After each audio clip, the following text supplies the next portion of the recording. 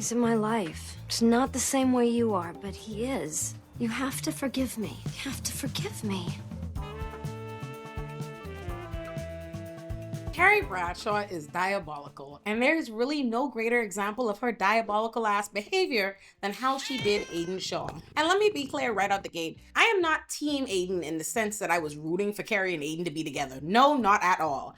I'm team Aidan in the sense that I was rooting for Aidan to tell Carrie about the deepest part of her ass because she ain't never liked that man, much less love him. The only time Carrie was ever interested in Aidan is when she thought he was desirable to other women or he had rejected her in some way. Because Carrie mostly only ever pursues what she believes will validate her. And the only thing that Carrie feels validated by is earning the affections of a disinterested man or earning the affections of a man another bitch either wants or has. Thus, why she with Big. Which is why Carrie's response to all the love, understanding, stability, and security Aidan constantly tried to offer her was to violate that in absolutely every way under the sun. And she still ain't stopped. He's still running behind her, making a fool of himself at his big age in the reboot. Oh my God. Oh my God. Which is why initially I thought I was going to make the Aidan Deserve Better video. But after really thinking about it, I said to myself, did he deserve better? Or did we all just want better for him? Because there comes a time when if you know better and you want better, you gotta do better.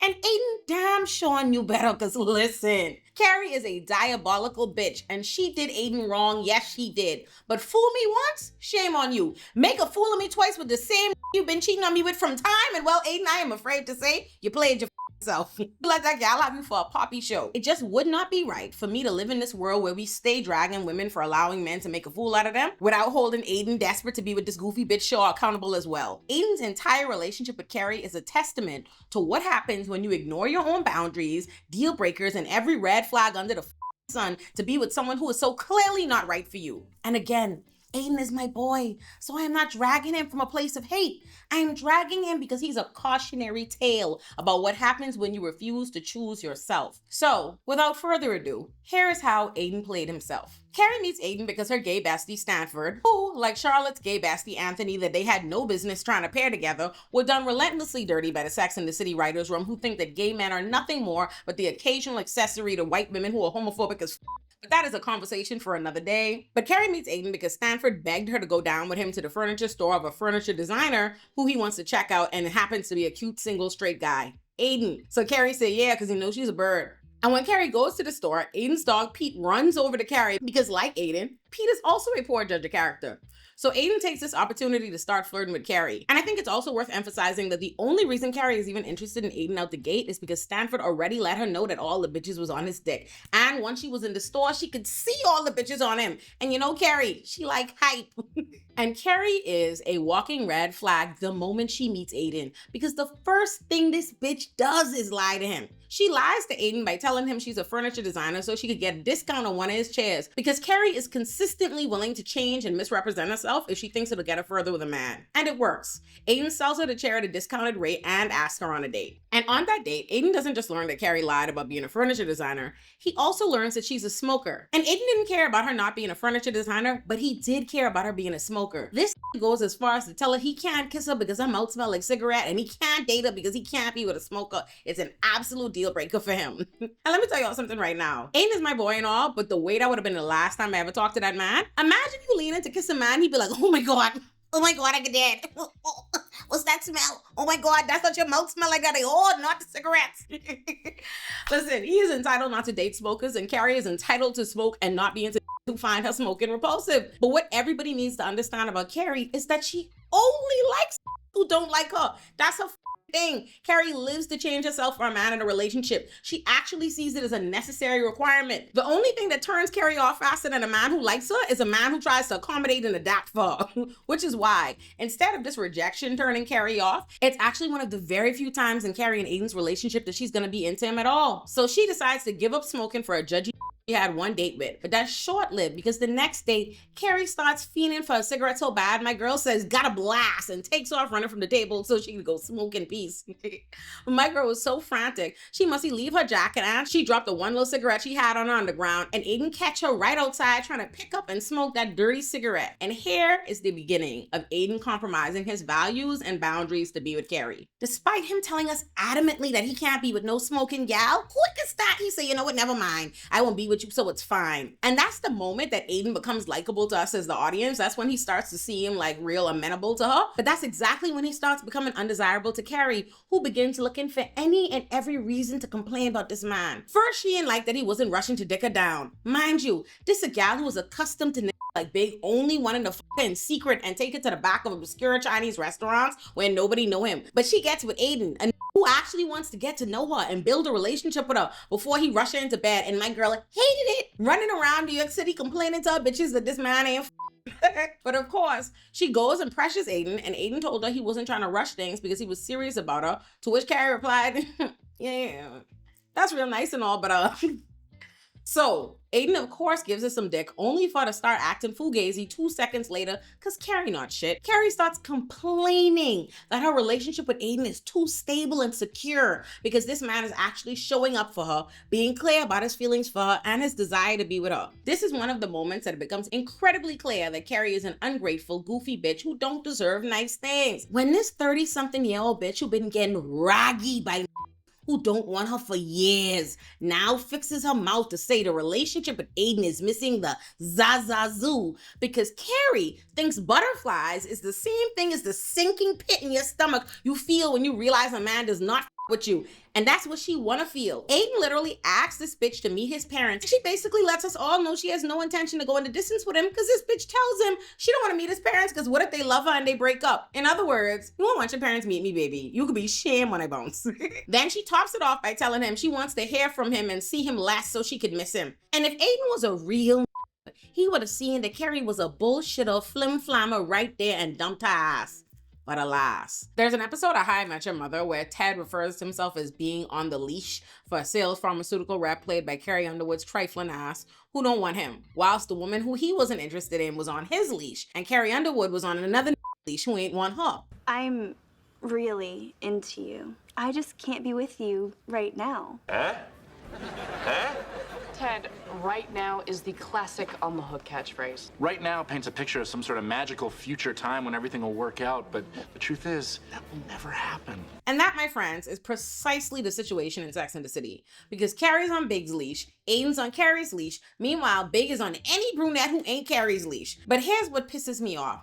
That is not an astute observation. Carrie literally tells us what we already know, that in her relationship with Aidan, she's Big and Aidan's her. She points out to Miranda that Aidan is offering her all the shit she was begging Big for and she's not interested. Actually, begging is a understatement because when Carrie begs Big to let her meet his mother, this refuses. So Carrie hunts them down at church to try to force it. And that is our Lord and Savior.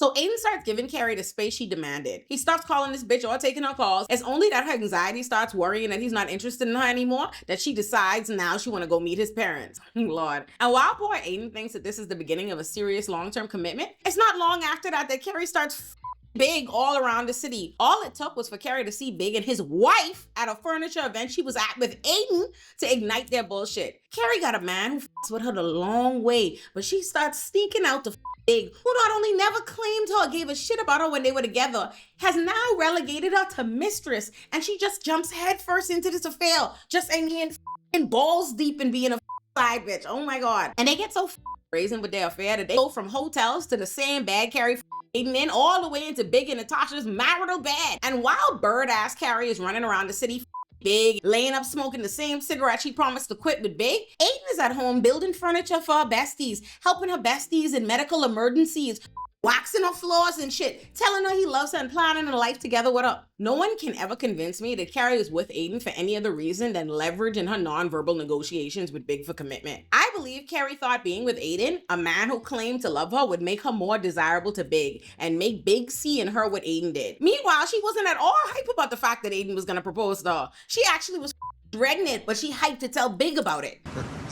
How are things with Country Bam? You know his name now. Aidan. Things are very good there, too. Oh, what was that? What? That smile. I don't think you want to know. Oh, I bet I can handle it. I think he wants to marry me. You think or you know? I know. It's also why when Big wasn't checking for it at one time, she called him from the bar telling him she was with a guy and putting him on the phone. It's why she took the waiter home when Big wouldn't tell her he loved her. The bitch is goofy, a 16-year-old hoe in the brain. And while it did make her more desirable to Big in the sense that Big is like Carrie, they both take momentary interest in people who they see are getting attention from others. That's all it is. Because as Big once told Carrie, Cole, you ain't the marrying type, sweetie. You might be the guy for me. I'm just not ready yet. You're never gonna be ready, baby. You're not the marrying kind. But Carrie is forever on Big's leash till the day the dies. R.I.P. I really miss my nigga. I really miss my nigga. White people you can sing it to, just change that into a W. Miss my wigger. So she gets so caught up in her affair with him that she starts complaining to Aidan about the sounds he makes in bed because she done got herself so accustomed to Big again that Aidan starts giving her the ick, so she decides she can go give him an inferiority complex. And Aidan does realize in this moment that something is up, that Carrie used to like the noise he makes, but now she acting different. And he leaves the house, but he doesn't leave her. And this was yet another opportunity for him to leave Carrie because it was yet another instance of her just clearly not with him. But Aidan's on the leash for Carrie. So he just kept ignoring all the red flags, like this bitch who hates his dog suddenly deciding to walk the dog, then going missing for hours while the dog showed back home hours earlier by itself. Dog, could you imagine? Like, imagine somebody take, oh Lord, listen. Imagine somebody take my cat. Anyway, could you imagine somebody take your animal and your animal turn up walking home by themselves? Dog, Carrie managed to get caught by Natasha and she and Big's home, all without Aidan being none the wiser. And let me tell y'all something right now. Natasha, better than me. Because I was telling Aidan about this bitch. Ain't no way Carrie was gonna my husband in my house, get catch, cause me fall and break my tooth running behind her, then go back home to her man? No way. I would have gone to Aidan Furniture Store with my tooth in my hand to tell him about Carrie ass. Big scene, no way. Carrie was never grateful for the dust that Natasha was kind enough to pay her. And she somehow had the nerve to be in Natasha's face demanding grace. Oh Lord. I was gonna talk about that bitch, but I'm getting off a topic again. It's not until the day of Charlotte's wedding that Carrie decides to just spring it on Aidan that she was cheating on him. And again, no one can convince me Carrie told him for any other reason than she was ready to be done with the relationship. She was only using Aidan to validate herself and to barter with Big. So once the affair was done and Big still wasn't with her, she had no more use for Aidan. There wasn't any reason for her to keep pretending he didn't give her the ick. It wasn't guilt that made her tell him. It was her trying to pull the plug as quickly as possible. Like when you get in a wax and they rip the shit off fast as before you could psych yourself out. I mean, just look at how Carrie tells him. She does it as she's trying to pull away from his emotional advances. She wants to be away from him when he touches her, and she knows that the way to get away from the intimacy Aidan keeps trying to establish with her is to let him know she's a trifling bitch, which is why she just blurts the shit out in an incredibly callous fashion. And she didn't do much bleeding either. She gives him some weak ass shit about, oh, maybe can't I just be like the chair he handmade for Charlotte and Harry while she out, right? The chair he handmade and told her like, oh, what's so nice about it is, you know, the imperfections, and this bitch could say, can't I just be like the chair with imperfections? I'd have or dog why I oughta. Carrie really ain't shit, son. And Aidan finally found the strength we wanted him to find and broke up with her. And mind you, he didn't even give it to her the way he was supposed to give it to her. He was supposed to turn into DMX and that bitch. But anyway, and here's what we need to be clear about. He broke up with her and Carrie did not give a She did not mention him or that breakup ever again until she runs into Aidan and he doing better now. Gucci sweater now. Mind you, when she and Big broke up, this bitch was strung out for months. So bad, her bitches finally told her, take your ass to therapy because they can't hear another motherfucking word about Big. But Aidan?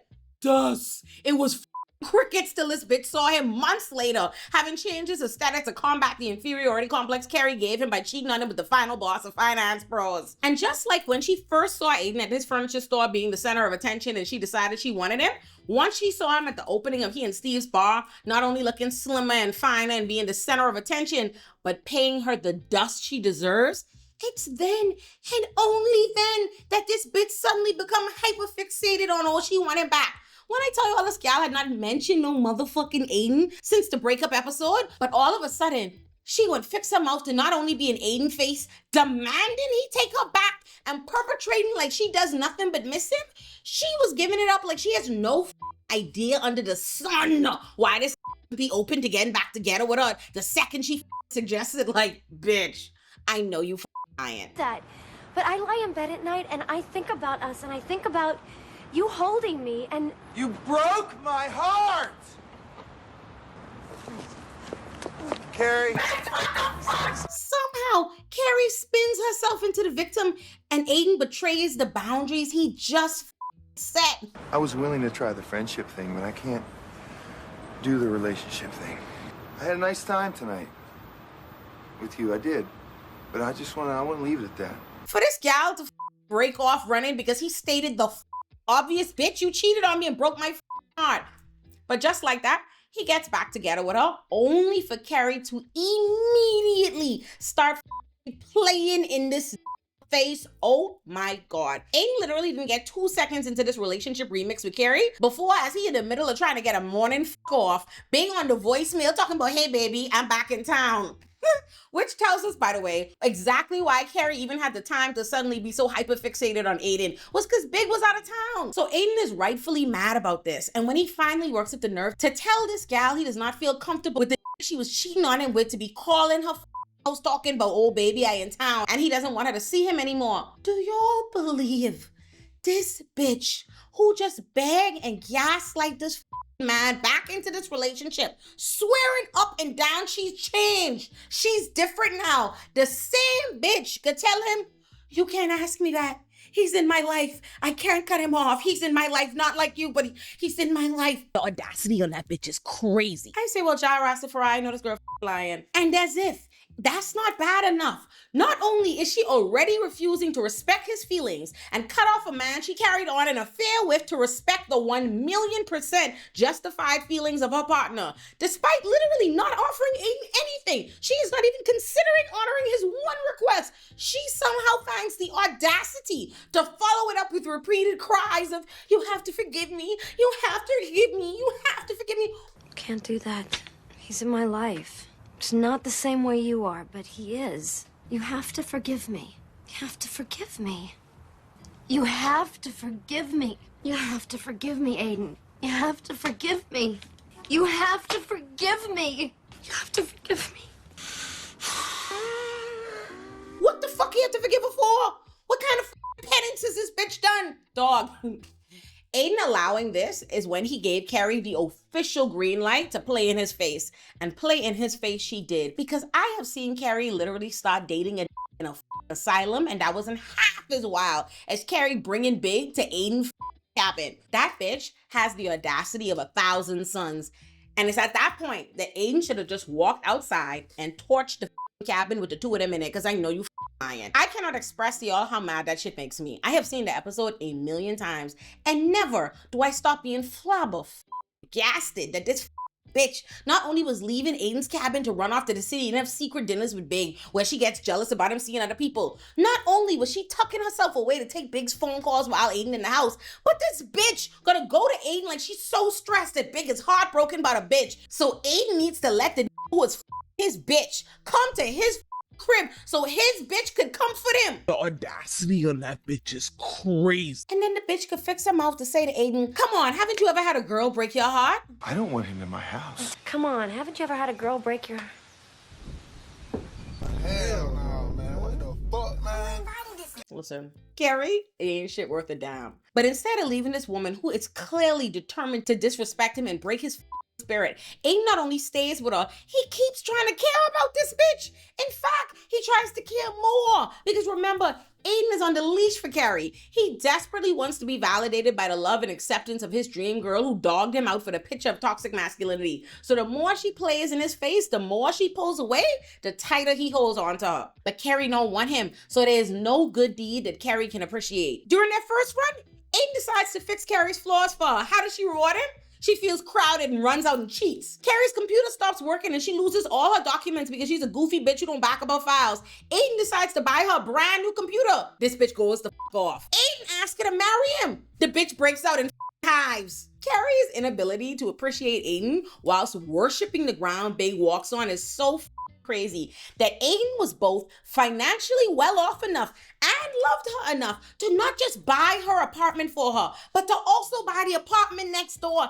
And Carrie couldn't give a She was more impressed when Big gave her the money to buy one of those apartments back from him. Dog, she is such a dizzy bitch.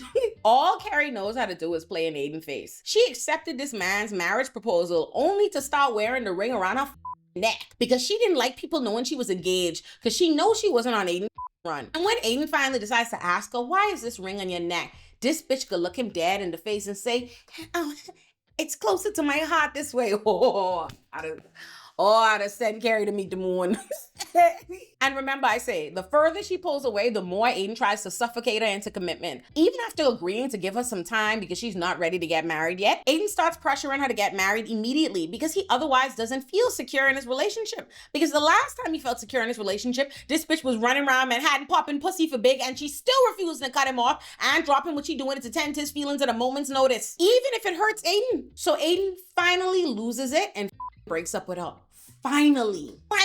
So tell me why, even after we know Aidan gets married with at least one child, this still made himself available to cheat with her in Abu Dhabi because the man is always ready and willing to be Carrie's second choice. And if I hadn't already lost all hope for Aidan, please tell me why Aidan is currently still running behind this bitch in the reboot. Dog. I know that we all thought Aidan deserved better, and at some point he did. But to want better, you gotta do better.